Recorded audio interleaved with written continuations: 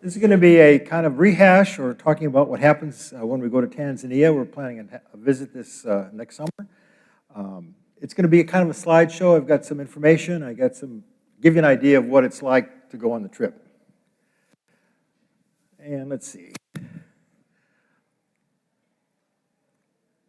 First of all, I want to get you oriented. People go, Tanzania, where's Tanzania? Well, on the map, Tanzania is right over here. So that's the area that we're concerned about. That's where we're going to be visiting. And this is a blow-up of Tanzania itself. Dar es Salaam is the capital of Tanzania. That's where we'll be flying into. And we'll be going to Iringa, which is right over here. And Ruaha is the park that we'll be having the safari, and that's over there. Now, when we go to Tanzania, it's kind of a long journey. We go through Europe, either Germany or Holland or places in Europe itself. It's an 8-hour flight from America there. And then you get to spend a couple hours on the ground, and then it's a 10-hour flight to Dar es Salaam from the European capital. So it's kind of a long trip. This is a map.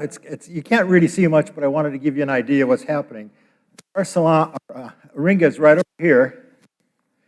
And all these yellow spots are different churches that are being sponsored, or different communities that are being sponsored by churches in the United States. And our church, or our community right and here's Iringa. That's where our community is located. So we'll be visiting them as well as the city of Iringa.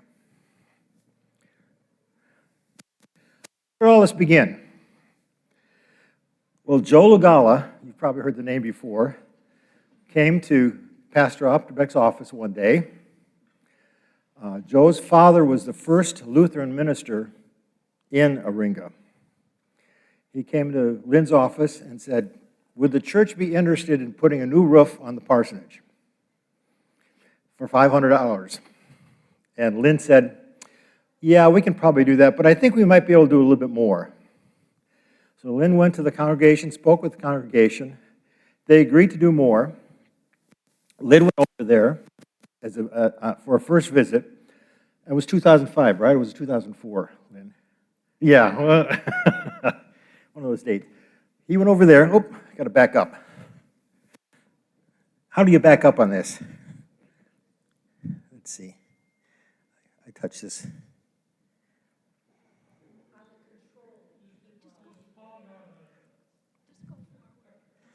Okay.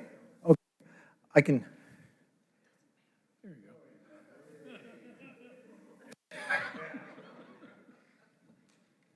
It's the back arrow. It's the back. Okay. So, and Joe was a very, very proud Tanzanian. And he was a member of the church. That's why he came to the beginning. He was a teacher at UNH. And he was also the director of education founding for the Aga Khan University in East Africa. So he was well known. Anyway, after Lynn went in 2005, we got together and we had congregational visits as well as just people from the church going there doing some work in 6, 9, all those years. So we've had a history of going there. We've had some issues because of COVID. We weren't able to go for COVID. We had trips and they got canceled. And by the way, as I'm talking, if anybody who's been to Tanzania has something else they want to add, feel free to add it. This isn't a one-man show. So we had a hiatus of going to Africa after COVID, and we're restarting that visit process now. After, what happened is Joe worked with us, and we would set up trips, and he was kind of the man in Tanzania. He knew what was going on. He was a Tanzanian. His community is Isamani. He would know what needed to be done, and he would kind of convey to us what we could do. So he was a very important conduit. Because of that as well, we got involved with Bega kwa Bega, which is Swahili for shoulder to shoulder. They have, as I mentioned, over 70 communities, 70 and they're looking for 40, I believe, 40 more communities to sponsor. But what happens is there are our Stepping Stone, our group in Africa. One of the big issues that we noticed initially is if you send money to Africa, what's going to happen is if you send $1,000, by the time the money filters down in the community, there's $100. Everybody takes a cut. So what happens with Bega is they get the money, it goes directly to the community. They also provide support for our community. They're going to help us with the tour as far as getting it organized and our locations for where we're going. Now, the pillars of Bega, there are 3 pillars, obviously. The first is prayer, projects, and presence. And I kind of mixed them up because of my briefing. But prayer is one of the important aspects. We pray for them every Sunday in our prayers, the prayers of the church. And they also pray for us every Sunday. We are in their blessings and supplications. So that's of prime importance. Projects are another important aspect. And these are some of the projects that we've done for them. Right now we have $1,000 every year we send them, and the folks at Isamani can do whatever they want to with $1,000. It's a gift from our church. When Lynn went over, first of all, he brought soccer equipment and uniforms for the team with Joe. The first year that our congregation was there was a drought. And because of that, we got together and we raised enough money to buy 3 semi-trailers of maize to provide food for the community. We gave it to the folks at Aringa. And the Muslims who were living in Aringa were so surprised and so amazed that the Christians were giving food to them. So that's one of the impacts we had. They wanted to start a wedding dress program where they would loan wedding dresses over. When we went the first time, we had bags and bags of wedding dresses that we took to them, and they used it to loan out to their members for their weddings. One of the most important things, I think, is the SACOS we started. That's a credit union. It enables and Ed Mallon had a very important role in this, but it enables individuals to borrow money, farmers to borrow money, to work on their crops, provide fertilizer and seed, and then they pay us the SACOS back. So it's located in the town of Aringa itself. In Isamani itself. But it's a self-supporting way for them to keep going. We raised, for us to start, we had to raise $3,000, which we sent to them. We started a girls' sewing school. That was Margaretta's desire. We bought machines, treadle machines for them. And they were making uniforms and making, we have some clothes that they made. I should have worn some. It's in the back over there. But it's a way for the girls to work themselves out of not going to the city and becoming street people. Our library, every 6 months, we have a Weeds to Seeds program where we sell books that were used from the library that aren't used in the library. That money we send to Sape Lugala, and she buys books, and the books go to the library at Isamani for the students, for the kids to read. The evangelists, there are 10 preaching points. I don't know how many preaching points there are now. 9. But the way the organization is designed is there's a church in Isamani, and then at distances, probably 5 kilometers or so, are various preaching points where there are evangelists who preach to the local people because they can't all come to the one community in Isamani. So we provided bicycles for them to be able to ride around, to go back and forth for their evangelistic activities. At Christmas time, you've probably seen it. We haven't done it in the past couple of years, and we probably will start it up again, but we donated money for ducks, for chickens, for sheep, to give to the folks there. One of the times we were riding in the bus with Joe, and somebody came in front of the bus and stopped it, and all of a sudden they threw a duck into it for us. So they were so happy that we were giving them things, sending their children to school, that that they gave us the ducks. Scholarships. We paid for hundreds of scholarships for students. Now, Tanzania will provide education, but it's not like we have public education here where you go down the street and there's a school. You have to go some distance to go to a school. So we provide money for them to go to the school and live at a remote school. And that's something that's been ongoing for years and years. As I said, we've sent hundreds of students to school already. Clean drinking water, that was an issue. They had, and we had working on wells so that they have a well for clean drinking water. We provided a motorcycle, a piki as they call it, to the pastor so he could not only go to his different preaching points, but drive into Aringa for meetings and to be with the staff. The youth hostel is what we built, and we constructed that so that there's a school near Isimani, and students from different areas will come to the hostel for their education, and they will actually pay, and that's a money earning process for Isimani. And then electricity, and I think this is really cool. There's a road that goes from Aringa to Dodoma, the capital, and they just paved it 5 years ago or so. And when they paved it, they put in electric poles along the line, and power was available to the city or the locations that were maybe a quarter, half kilometer away from the power line. Well, the main part of Isimani is about, or a ring of Isimani is about 5 kilometers away from the road. The people, the powers that be, saw Joe and the things that Joe did for his community and saw the things that we did for our community, and they said, we're going to supply power from the road to Isimani free. So we got power into the community. They all have electricity because of the things that we've done, which is quite amazing. That's just some of the projects we've done. We're planning our trip from July 30th to August. This is a tentative agenda. We haven't fleshed anything out yet as far as actual times, but we'll probably spend 4 days in Aringa. We will spend an overnight in Isimani, which is kind of an exciting experience to actually spend the night there. What we will try to do is spend Saturday in, go to Isimani on Saturday, spend Saturday night so we can worship with them on Sunday. Their worship services is about 3 hours long.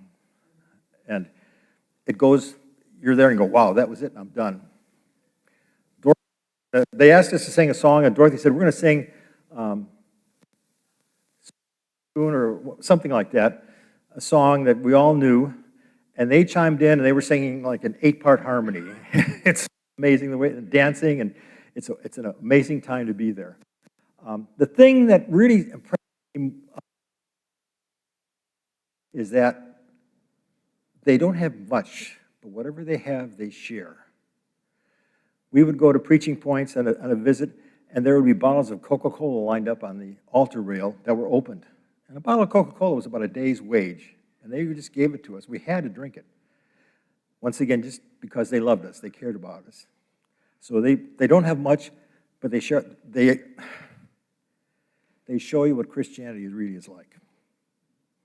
You really feel Christianity there. Ruaha, there's a safari. One of the things that Bega requires is that we go on a safari to see what Africa is like.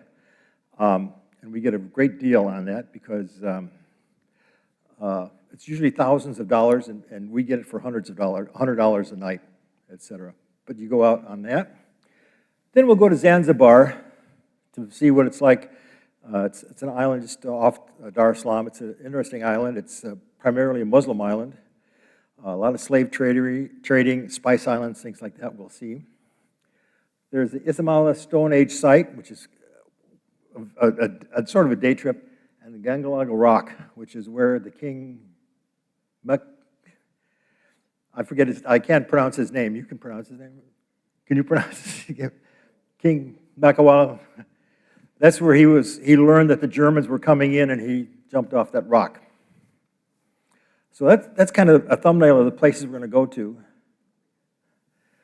When you're leaving the airport, we'll get to the airport in the evening, and midday. We'll spend the night in Dar es Salaam. On the way up, this is kind of a typical roadside scene. It's a long ride up to the airport, to Isimani. It's about 8 hours, but it kind of goes fast. We'll be going up through, we'll be going through a couple of wildlife parks. There's a lot of mosques along the way. What happened is Osama bin Laden decided that he was going to help make Tanzania Muslim. And so he built all these mosques. And fortunately or unfortunately, they're all empty now because his plan failed. But you'll be seeing mosques all along the way. Here's another roadside scene, and you'll see this a lot of places in Africa. I thought this was cool.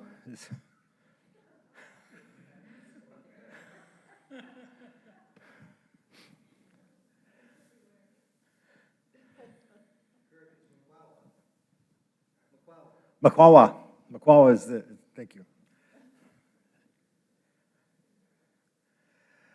Then we'll be going to the Lutheran Center. This is where we'll stay. This will kind of be our center of operations. And this is a garden, just to show you the rooms. These are it's quite a nice facility for Africa. What's that white thing? Is it for the bugs? Every bed has a mosquito net. You always sleep with a mosquito net at night. You drop it down and it surrounds you. Here's another room there. You can see a better view of the mosquito net. And one more. When we get to Iringa, you'll have a couple days to walk around. This is kind of the main clock tower in town, kind of the main intersection of town.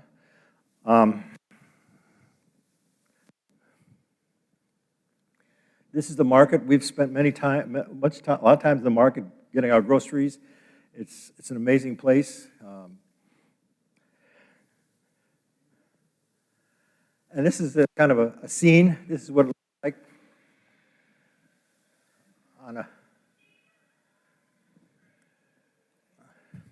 you've seen this, yeah? That's kind of the market area is in the background.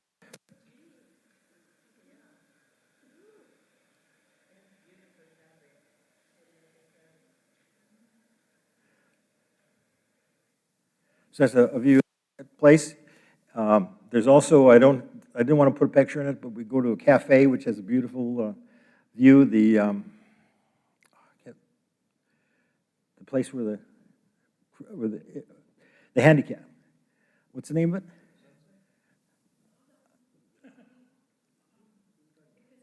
The Episcopal place. Nima Crafts. Nima Crafts. What Nima Crafts is, and we'll visit it, and we buy a lot of souvenirs there, but the Episcopals have started that. Actually, it was the Anglicans, so it still counts. But it's an area where all the workers are handicapped. In Africa, if you are handicapped, you're thrown away. So one of the things they do is they teach them, first of all, sign language, because not everybody can speak English, but they make beautiful crafts. They have bicycles where people who don't have legs can pedal themselves around. A great restaurant. We've sat up there many times looking at Iringa, but it's one of the places to visit.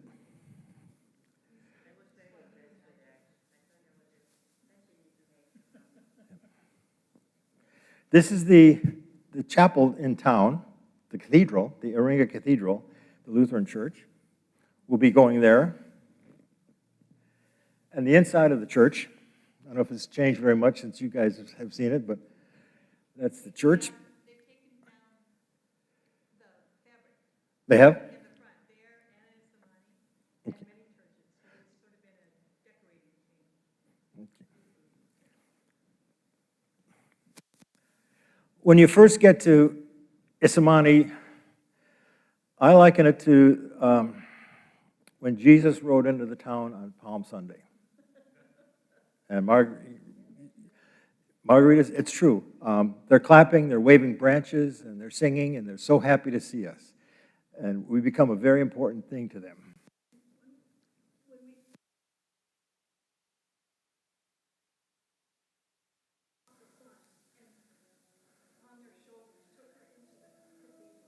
because she was young white little girl, and I thought, we've never seen this before. What is it?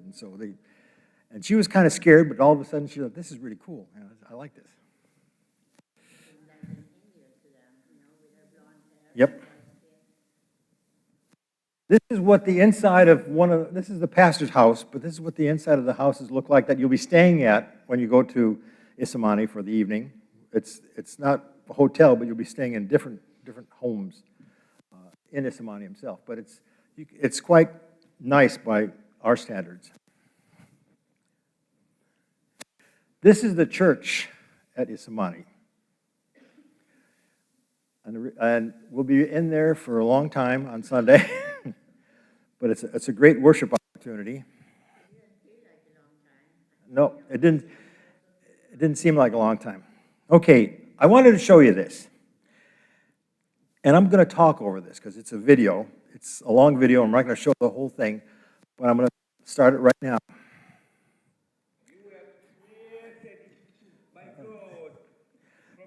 Well, look at me.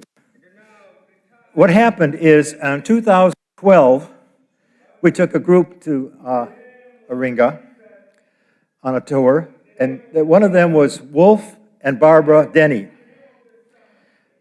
She was a member. They were members of the congregation here. She wanted to go, but her doctor said, "You have cancer, and it's troublesome for you to go. You could wind up sick or even dead if you go to Africa." Barbara said, "So what if I die in Africa? I'm doing something that I want to do." She went, and we had a great time. She came back here. She passed away. What her wish was is to be buried in Africa. This is a ceremony where her ashes are being put in the ground. And you'll see in the blue shirt over here, that's her husband, Wolf, who's spreading, on the funeral, spreading gravel in the grave. No one has ever seen this before. But this is Barbara Denny's funeral in Africa. And it was a very important thing. There were pastors from all over. The bishop was there. It was just, no one ever heard of an American being buried in Africa. It doesn't make any sense. Typical ceremony. What? Oh. Yeah.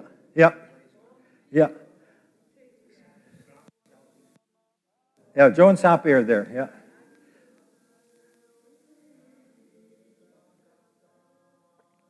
But they're all interring her at the so I'm going to stop that now. I don't need to watch it anymore. We don't need to watch anymore. That's her grave behind the church. They did that for her. The church would be located right here. And that's the monument that they erected. Barbara Denny. She was Dehne.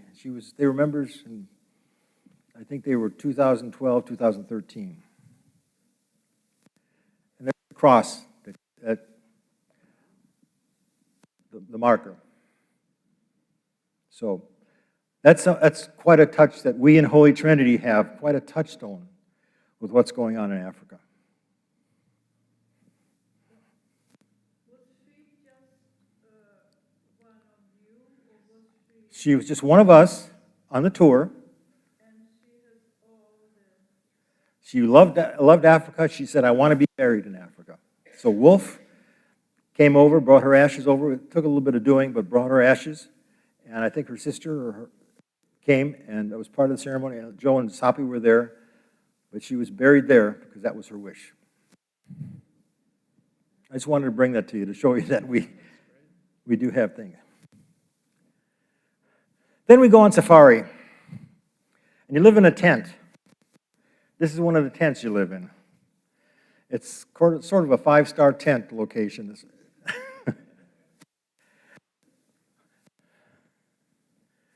And this is the bathroom. I just wanted to show you the sink and all this other neat stuff that they have.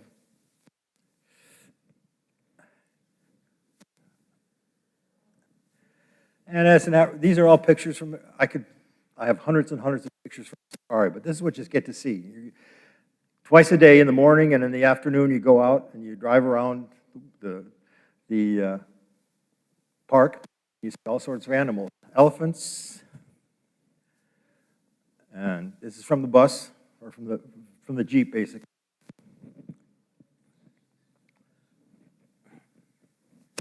And one of the things I remember is we were backed up. We were probably from here to where Dorothy is. It was a lion, and we were sitting in the van, and the lion was eating their lunch, and you could hear the bones crushing. And we thought, we don't want to be close to this, but it's amazing the things that you see. After that, this is Zanzibar. This is the hotel we stayed in, the Tembo Hotel. It used to be an old sultan's place. All the doors have locks on the outside because the women were locked in their room at night. And you can now get out of it, but we've enjoyed going to the Tembo. There's a lot of history in Zanzibar. It used to be Tanganyika and Zanzibar, and it became Tanzania. That's how they got the name. But Zanzibar is kind of maintaining their own identity, and rumors are that they might break off and go back to their own separate country. The courtyard, swimming pool there, and it's really nice to be able to go swimming after you've been in Africa, in Iringa and Ismani.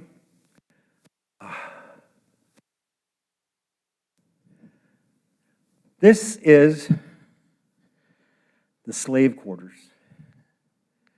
This is where they kept the slaves. And these slaves primarily were on the East Coast, so didn't come to America, they went to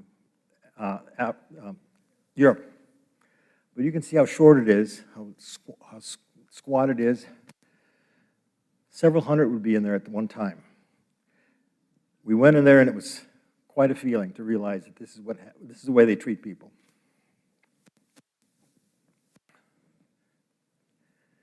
This is a monument to the slaves. And this is the altar. This is a slave market. This is where the church is built up on it, but this is where they would sell the slaves. And Livingston's heart is buried under that, because Livingston wanted to be buried in Africa.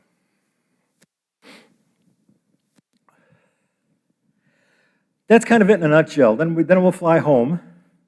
The cost is going to be roughly $5,000. The big cost right now is the airfare. And other than that, living in Africa, people, well, what do you eat in Africa? Well, what do we eat here? The food is delicious. The beer is fantastic. And Joe would always say, I don't drink beer, I'm a born-again Christian, give me a beer, because born-again Christians don't drink, but Joe and I would always have this conversation going back and forth. Sign up, we have space for around 12 people, we're looking at 12 people. And anybody have any questions or comments? You've also visited the university there. There's a university there, right? The university, that's in Iringa. Right. So, does someone make all of the arrangements so that somebody going, they get their airfare, but all the other things are... Right, everything is arranged with Beko Bega. They'll take care of a transport. We used to run a bus. Joe would run a bus, and we'd have it for the whole time, but they've changed now, so Beko Bega will handle all transportation and housing in Dar es Salaam and everything else for it. We just have to worry about the air. And once I get the names, I'll try to see if I can get a deal with the airlines. Is there one airline that most people use? Yeah, one of the and we've flown Swiss Air, we've flown Delta, we've flown Schiphol, we've flown to Emirates, if we have a chance, Emirates is a great place to go to, because you go to Dubai, the airport there, and it's a fantastic airport. Another thing, I remember we went to the school, and this congregation paid for a building they stay there at the school, and this was for the girls. The hostel, Kitchen and the whole big the hostel, dormitory, and right, that's all paid for by our church. right, that's the hostel. We'll also go to an orphanage, possibly, there's things to do in Ringa that we can see. Anything else? Excuse me? The language there is Swahili, Swahili? but most people speak English. When the kids go to school, they learn in English. 8th grade and above is all taught in English. Do you remember what game reserve you ended up going to? It's Raha Park, and it's run by a Lutheran. That's why we get a good deal. But it's Raha Game Preserve. Anything else? Excuse me? No. No. No. Could I just add in a little bit? There is not a particular service as we think of them, because this relationship between Holy Trinity and Isamani is not a mission, it's not a mission trip, and it's not a mission relationship. It's a companionship. And so, we work together as equals. In fact, people over there will say, when someone needed a mission trip, they come here, because they're growing so fast, their churches and so on. And so really, correct me if you disagree or add to this, I guess, is that what I see these trips as a way to fulfill that third pillar of presence. And so certainly time is spent in Ismail and meeting with the people there and worshiping with the people there and so on. But it's also just a great chance to get to know, the environment in which they live. And we learn a lot about their daily life and, what's around there and so on, by the other things that we do when we're there. So it's really, there's certainly service involved, right? Because that's the reason for the partnership is our service to them and their service to us. But we don't, when we're there, have a particular, it's a visit. Maybe to add a little bit what Joe said, it's not about a tour, although there are tour things involved. It's about relationship. Right. Just trying to build that relationship. Probably meet with the church council. Right. We'll go to the diocese and some other places too, so, yeah. So it's trying to build a relationship more than just seeing things. And I think one of the key kind of things that I thought about was that Americans don't, like the Japanese, of taking pictures everywhere, but probably on the trip you'll assign someone to be the photographer so that everybody doesn't have their phone out every time there's a gathering in Tanzania. That you really be able to interact instead of taking your phone out, taking pictures. But the team photographer will get it back to everybody so you get the pictures anyhow. It's a great opportunity to see what somebody else is like, to see what Africa is like. I can't think of going without being changed in somehow. Our 7-year-old granddaughter, who went with us, fell in love with Africa and with the people. She graduated from American University this last year, but she spent a semester in Kenya, which is right next to Tanzania, and she's studying epidemiology. She's going to go back to Africa to work there. You get bit by Africa. I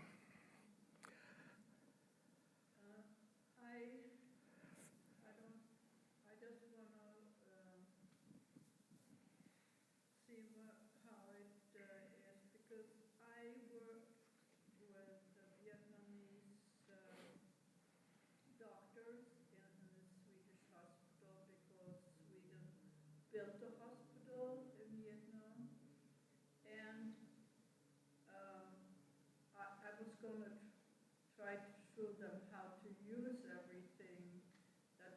give them and build and stuff. But I couldn't reach them till I sat down with the tea and I started to learn their culture. So, and that was the big thing, that we could reach each other and we could grow and we can create things. So is this trip that kind of thing? Yes, yes. And before we go on the trip, we're going to talk about, we have some meetings to discuss Africa and get an idea of what we're going to go see and what rules are, or the rules and of the visit, and et cetera. So it's not going to be jump in an airplane and go. We're going to prepare for it. Just to follow up what Lynn said, typically the visiting group from the American church, either on Saturday afternoon out in their village, painting village, or Sunday afternoon after worship service, have a meeting between folks from the U.S. and in Tanzania, the partnership committee that they have in place to talk about what projects they have ongoing, and allows the U.S. church to come back and have an idea of what we might help with going forward. But that meeting usually takes place that weekend when the American delegation is visiting their companions. I want to leave you with this.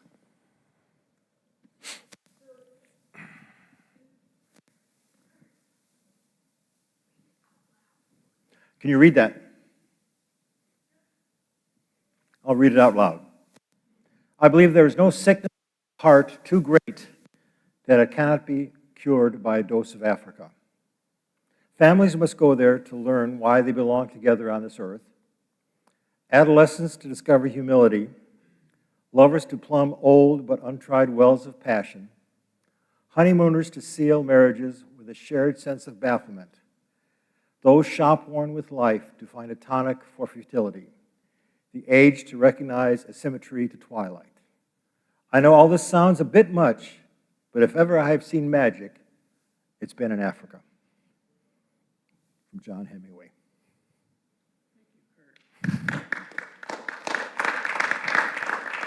If you have any other questions, Margareta has gone, John is gone,